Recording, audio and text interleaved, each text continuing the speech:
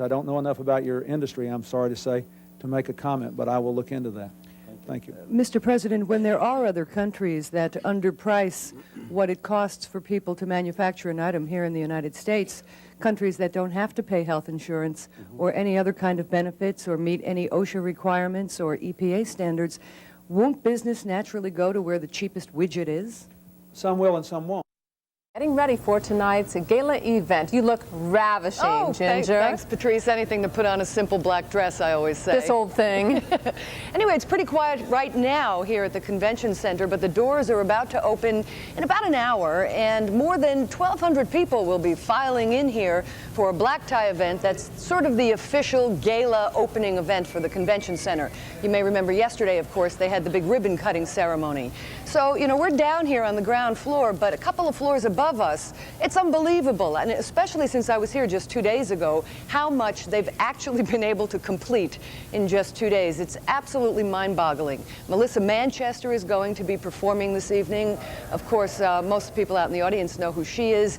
Ellie McDonald, who is sort of a local fixture and songwriter, going to be singing a song of hers about falling in love in Providence.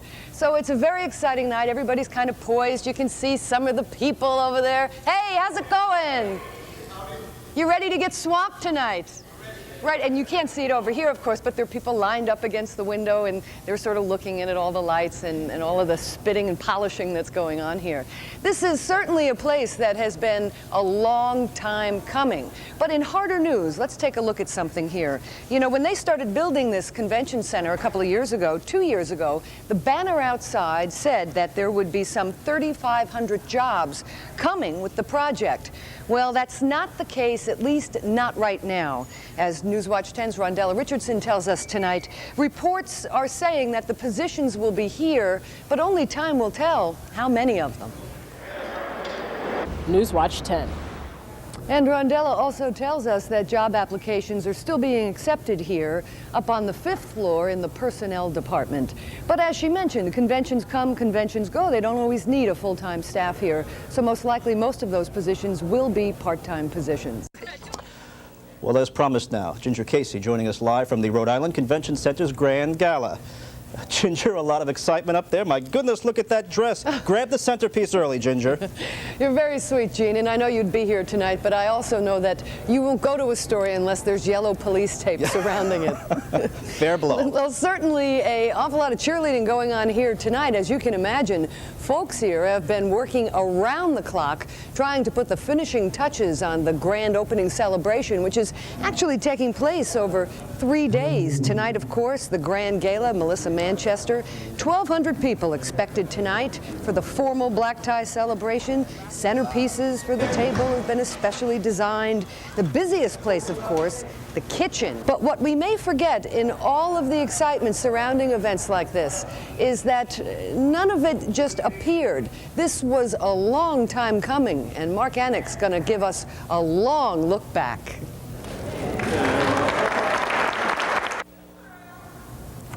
Hello, I'm Ginger Casey again, live from the new convention center in downtown Providence. I'm here tonight to MC part of the grand black tie gala that's going to be going on here. Melissa Manchester will be performing. A lot of local people and dignitaries will be here.